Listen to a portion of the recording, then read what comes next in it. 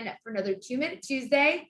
This week, we are doing something different. We wanted to spotlight our counter threat unit, also known as our CTU. And what better way to do that than interview one of our own researchers, Robert Higham. Yes, and prior to this call, Robert had shared with us a little story about how he got into security many moons ago with the I Love You virus. So I would love to hear a little bit more about that and how that brought you to security. Sure. I had to wave because I read some of your posts this morning about do you wave in Zoom meetings, so I had to throw that in there. Yeah. Roughly 21 years ago, this kid, when he was in his 20s, from the Philippines, he wrote a thesis paper on worms, malware, and created, according to him, he created this worm, this piece of malware, because he wanted to steal people's passwords so that because he couldn't afford internet because he was poor. Like, whether it's true or not, I don't know. But it basically was a piece of malware that was distributed through email, and then when you clicked on it, so first of all, it was hidden. It presented itself as a different type of file, like a benign text file. When you clicked on it, it said, hey, this is a love letter for you. The virus's name was, I think the most popular version was the love bug virus, but it's the I love you virus, the love letter for you virus, or the love bug virus. Anyway, it was sent through email, and then it presented itself as a text file, so people clicked on it, and then it installed the malware, overwrote some files, then hid itself, and then looked in your Outlook mailbox and sent itself to everybody in your email Outlook, in your Outlook email address book. So I was working at the time. I was a kind of a network administrator, database administrator, jack of all trades type of a person. I even did web development back then, and we started getting complaints of people's files, not being able to access files, things like that. And it was causing issues with our production lines. So we were a manufacturing company, and we were allowed access to email through even on the production line, even the manufacturing line's computers. And so it basically propagated through the whole company fairly quickly because they were all in each other's email address books, right? So day one, we were just approaching it like, some bug or some issue with the computer. And every day it started to, over the course of 2 or 3 days, started affecting most of the organization. And we took the corporate credit card that, we did a little bit of research, figured out what it was, took corporate credit card, bought every version of Norton antivirus we could from all the surrounding stores, installed it. And then from there, I started researching. They're just like any other company that got compromised. They put a huge emphasis on how do we avoid this in the future, right? For at least the first 90 days or something, until something else comes up, some other priority. But so we fixed it, and I started researching and putting in network segmentation, and so some better security hygiene, installing AV, patch management, things like that.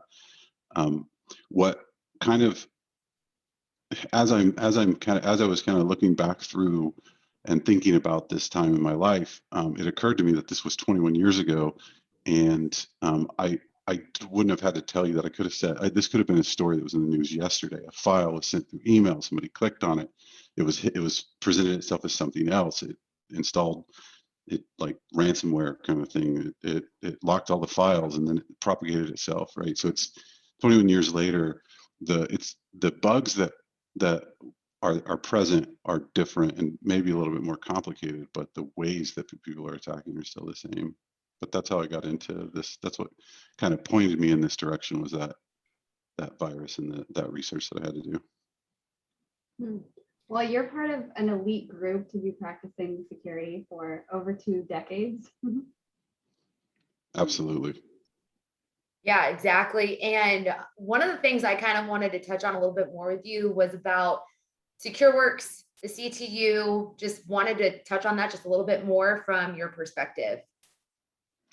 Yeah. So what kind of, I went from the manufacturing company, like I said, just like any other company, the thing that caused the biggest issue, the skies falling, the buildings on fire, whatever, was the main focus for a little while, but then it kind of waned a bit. But my interest in security didn't. So I kind of started looking for opportunities to do security specifically. So I found myself in a position to work at a Fortune 50 company, and I for 12 years, 13 years, and through that, at that company, I originally was Active Directory Security Administration, Windows Security Administration. I moved into security strategist, started building roadmaps and requirements, and looking at vendor products, evaluating vendor products. And I mean, we were a huge company, so we actually were able to influence companies like SecureWorks in the thing that they needed to focus on next, which was, it's really a exhilarating almost feeling for a cybersecurity geek or whatever. But anyway, from there I moved into kind of building and integrating security operations technologies, specific, the biggest one being threat hunting. I built the threat hunting program for that same company, and then I started talking at conferences and participating in FSISAC and things like that as someone helped who has really kind of established myself as a thought leader. And it's kind of that same thing as the manufacturing company. I think I was looking for something that would then take that thing, that, like, I was really interested in security for manufacturing industry, and then moved into a company where I could just do security, and then as a consumer consume security things. And I think I was really looking for an opportunity to be a person who's a creator, a developer, a thought leader. And I had a quick phone call with my peer Ryan Cobb, who, if you guys, he'd be an excellent person to interview as well. He's a remarkable analyst, but we just really clicked, and we had this conversation on how can, on I really wanted to share some of my ideas on some things that might make threat hunting, of what the next evolution of threat hunting could be. And we specifically talked about use case management and workflow management and integration into the countermeasure creation, detection, engineering, and also sharing. At the time, I was contemplating creating a workshop, and both of those things Ryan and I we just clicked on.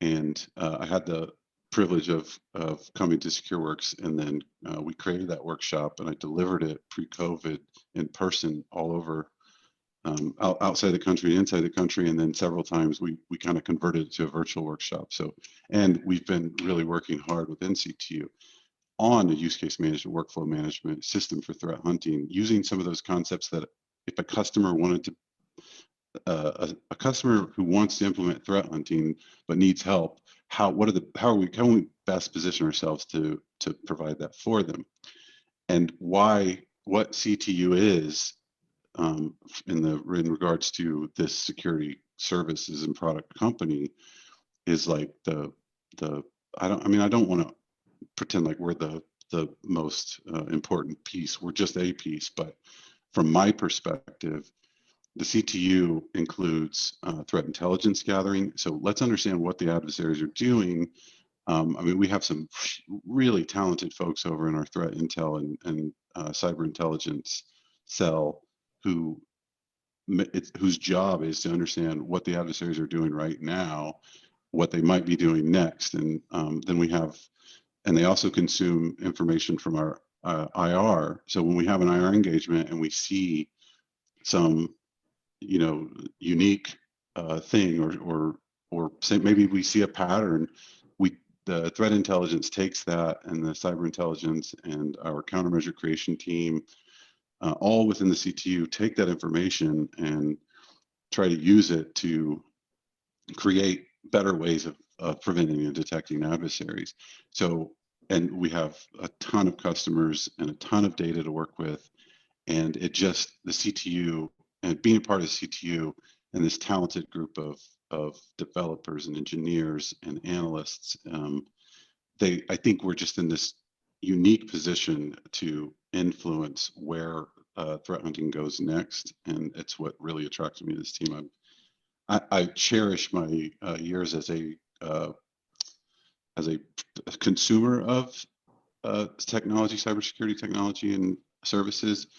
It put me in a position to kind of help build out here at CTU, but this has been a pretty wild ride. This is a great company and team to be a part of. And definitely, and I don't want to cut you off, Allyssa, but certainly a huge part of the SecureWorks story, an important part of who we are at SecureWorks and kind of what we are, it's definitely important. So it's important to highlight that and really appreciate you sharing that. Allyssa, I know you had something else you wanted to mention. Yeah, just quick question. Before we started the interview, you had mentioned something. We think of cybersecurity in the sense of it's very technical and hard to break into. You had mentioned something about there is a creative side that's kind of lacking in the industry. So I'm curious a little more about your thoughts. Yeah, I think that I think there's this like you just articulated, there's this there's this overwhelming people who are attracted to this, overwhelming number of people who are attracted to IT and specifically cybersecurity, who are the ones who want to really be in the engineering level, at the granular level of technology, how things work, the mechanics of it. They really want to develop cool things, and but they're not always the best at they're not always going to be the ones who want to reach out and communicate and explain and write up. And even if they do want to, a lot of times they're lacking that creative writing or that technical writing skill, and that communication skill. I mean, that's one of the things I've worked on really heavily, and still have a ways to go. But communicating to executives is a skill. Creative writing is a skill. And for people in the industry right now, my advice would be to take what I would call cyber or IT adjacent skill. Those would be the IT adjacent skills that I would work on. And if you're thinking about, that might be a cool job to have, but I'm not that technical. But you do feel like you're a good communicator, or good. You can write concisely and technical. You're good at technical writing. You'll get those other skills as long as you're interested in cybersecurity, truly interested in cybersecurity. You'll build those other skills as you go. So don't let that be a barrier. That's great. I like that so much, just because that's relatable to us and what, Allyssa and I have been doing, and without a cybersecurity background. So for other people to hear that as well, it's great to hear that. So thank you so much. I think that covers everything that I had wanted to ask you. Allyssa, was there anything else, or Robert, anything else that you guys wanted to make sure the audience hears?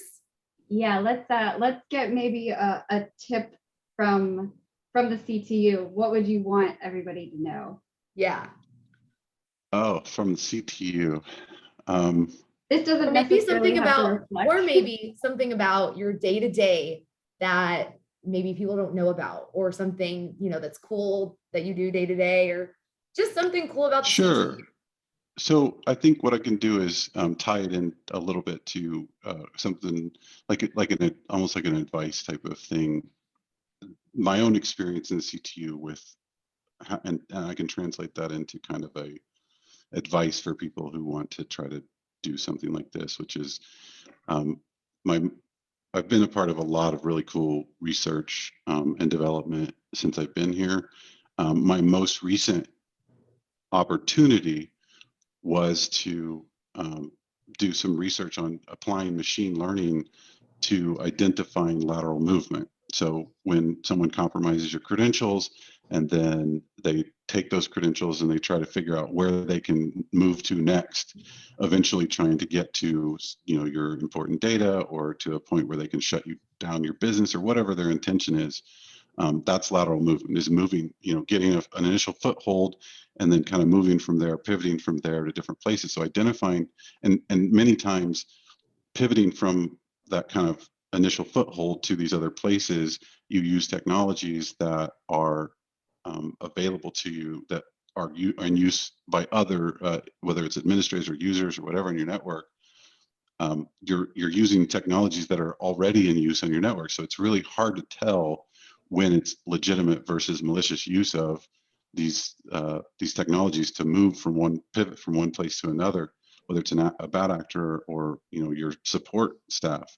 So I am not. I have worked with data scientists before. I've been involved with projects which involve machine learning, but I'm not. That's not. I'm not comfortable in that space if I were to have to do something on my own. So but I jumped in and I learned a lot, and this kind of refers back to that conversation we were having where you, Allyssa and Blair, you saw this opportunity to create this 2-Minute Tuesday, just like I saw an opportunity to do something that was interested in, but I wasn't necessarily an expert in, and it's turned out really great, and I love it. So one, it highlights some things I wanted people to know about the CTU. So we've hit kind of 3 nails here. I want to highlight the CTU. Some of the cool things CTU does is, which is, you know, I'm working on a machine training model, training machines to find lateral movement, but also highlight that I want to, you know, I would advise anyone who wants to be successful in this area, you know, like we said, don't make it a barrier of entry because you're not highly technical, but do go ahead and but don't let that you're not familiar with that highly technical thing be a barrier for you to jump in with the skill that you have. You guys are good at speaking and you know, marketing, advertising, things like that. You know the field. Now you're learning how to do video production, right? You're learning all these other cool things that you can now take and apply to even more problems. Don't be. It's okay to be uncomfortable. Jump in and help, and what you'll end up doing is expanding the ways that you can help others in the future just by jumping in and helping with projects, I guess, is my biggest advice I would give. I couldn't agree more. That's great advice. Well, Robert, thank you so much for joining us today. A lot of nuggets, helpful nuggets to take away that I've taken away myself. So we look forward to collaborating again with you in the future. Thanks so much for being here today. Thank you. Bye. We'll do the wave. Have a good